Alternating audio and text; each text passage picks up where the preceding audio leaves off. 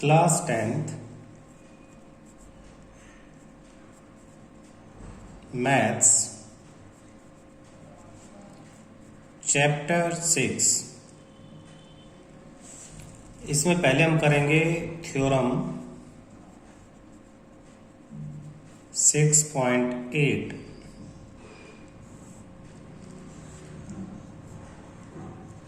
In a right angled triangle, the square of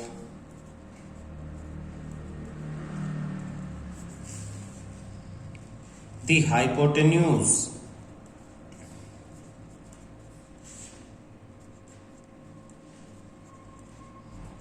is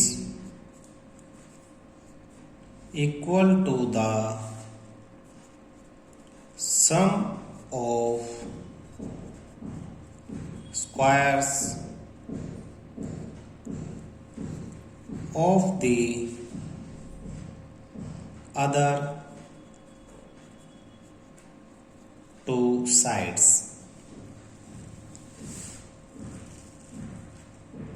हम पहले rough में इस थ्योरम को डिस्कस करते हैं।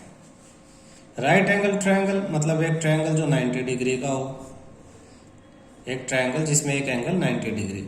द स्क्वायर ऑफ हाइपोटेन्यूज, ये हाइपोटेन्यूज है तो हाइपोटेन्यूज का square is equal to sum of other two side base और परपेंडिकुलर होते हैं तो बेस का square plus perpendicular square.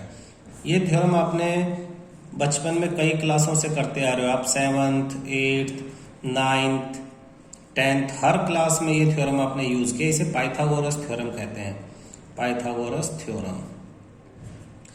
Base का स्क्वायर प्लस परपेंडिकुलर का square equal to hypotenuse square. इस थ्योरम को आपने यूज किया है। अब यहां हम इस थ्योरम को प्रूव करेंगे। 10th क्लास में इस थ्योरम को प्रूव करेंगे कि ये कैसे होता है। क्लियर है? तो प्रूफ स्टार्ट करते हैं।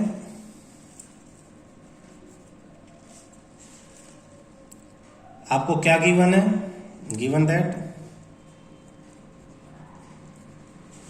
आपको triangle ABC, right triangle ABC given है। Right angle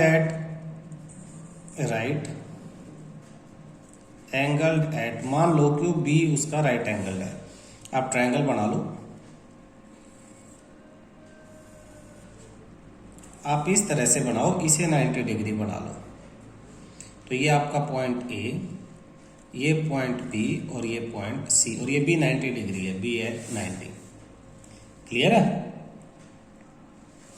we have to prove that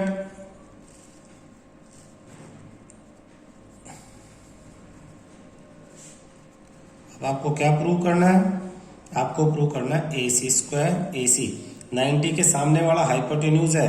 जैसे ये 90 था तो इसके सामने वाला हाइपोटेन्यूज है ना, ऐसे अब ये 90 है तो इसके सामने वाला ये हाइपोटेन्यूज है। हाइपोटेन्यूज का square equal to A B plus B C, A B square plus B C square. ये आपको प्रूव करना है। आप कंस्ट्रक्शन कर लो। Let's draw B D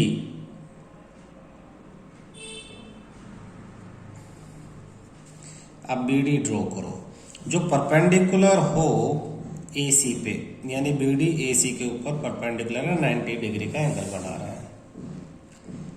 clear? अब आप देखो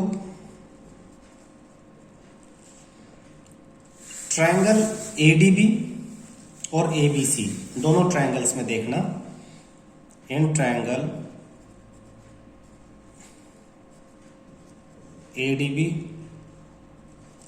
एंड ट्रायंगल एबीसी, यहां ये पॉइंट फिगर का है तो मैं इसको सेपरेट कर देता हूं। ए डी बी और ए बी सी, आप देखोगे angle A common, angle A equal to angle A common है दोनों एंगल। और आप देखोगे कि एंगल ए डी बी, छोटे वाले ट्रायंगल में ए डी बी ये 90 डिग्री, किसके इक्वल है?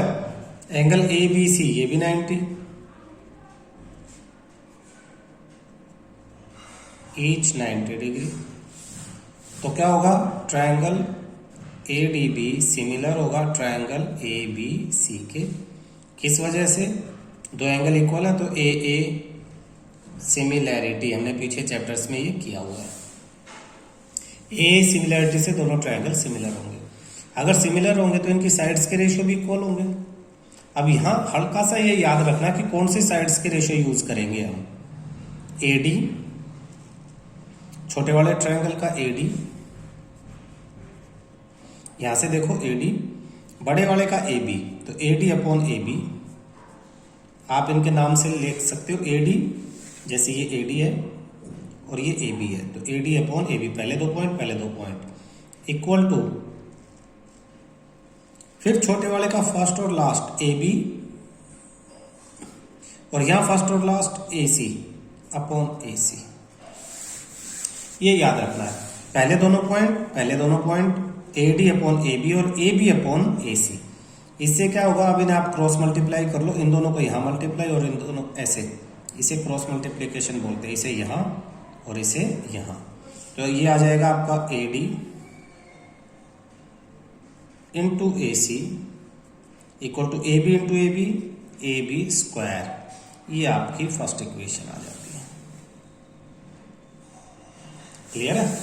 जैसा हमने यहां किया है ऐसा ही दूसरे ट्रायंगल में लेंगे, सी डी बी और सी बी ए में। तो दूसरे ट्रायंगल का नाम लिख लो, मैं यहां साइड में लिखवा देता हूं ताकि फिगर आपको दिखता रहे। Now in triangle C D B and C B A, ये नाम लिखना बड़ा इंपॉर्टेंट है बेटा। इस ट्रायंगल का नाम आप बी डी सी बी लिख सकते हो, डी सी बी कुछ भी लिख सकते हो। मैंने सी डी बी लिखा है। सी वो एंगल है जो मेरा बड़े वाले और छोटे में कॉमन एंगल है, जैसे यहाँ ए कॉमन था। फिर मैंने राइट एंगल डी लिखा और फिर तीसरे वाला पॉइंट लिखा। ऐसे जब मैंने बड़े ट्रायंगल का नाम लिखा तो पहले कॉमन, फिर उसका राइट एंगल वाला और फिर तीसरे वाला सी बी ए। इससे क्या होगा कि जो डिवाइड करने वाली बात है, ये जो हम यहाँ से नाम लिखते हैं ये आसान हो जाएंगे, ये ठीक हो जाएंगे, हमें वैसे याद नहीं करना पड़ेगा। तो दोनों में angle C equal to angle C common, same पहले की तरह angle C equal to angle C, जैसे यहाँ ए कॉमन था, सी आपका कॉमन आ गया है। फिर angle C D B equal to angle C B A, each 90 degree आ गया है। फिर आपका therefore triangle C D B, यही जो नाम हमने लिखे थे, similar triangle C B A, reason A similarity, same बिल्कुल पहले वाले की तरह सिमिलैरिटी। अब सिमिलर हो गया तो साइड्स के रेशियो, पहले मैंने बताया था, पहले यहाँ दो C D upon C B, C D upon C B, figure से भी आप ध्यान रख सकते हो, C D upon C B equal to जो यहाँ लिखा है वो यहाँ पे, यानी फर्स्ट और लास्ट पॉइंट, और यहाँ भी फिर फर्स्ट और last point, C B upon C A, C B upon C A. इसमें भी आप क्रॉस मल्टीप्लाई करोगे तो ये हो जाएगा C D into C A equal to C B square. ये आपकी सेकेंड इक्वेशन। ये दोनों इक्वेशंस आ गई। अब आपको क्या करना है, फिगर की जरूरत नहीं है। अब आप ये देखो दोनों इक्वेशंस को ऐड कर दो, add equation 1 and equation 2। Left side के साथ ऐड करो, राइट साइड के साथ। तो A D into A C plus C D into C A equal to A B square plus C B square.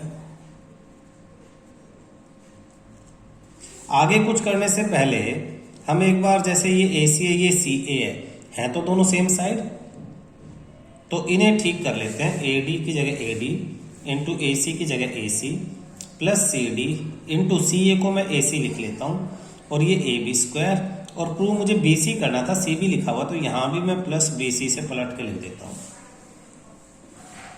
अब देखो इन दोनों में ये प्लस है, दो टर्म है ये और ये, दोनों में AC है, इधर भी AC है और इधर भी AC है, तो मैं AC को कॉमन ले लूंगा, अंदर ब्रैकेट में इधर AD बचेगा, फिर प्लस का साइन, ये CD बच गया, इधर सेम एज इट इज लिखूंगा AB square plus BC square.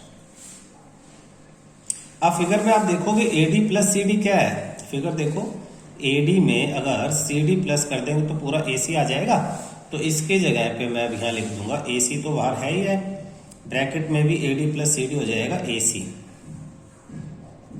Equal to AB square plus BC square.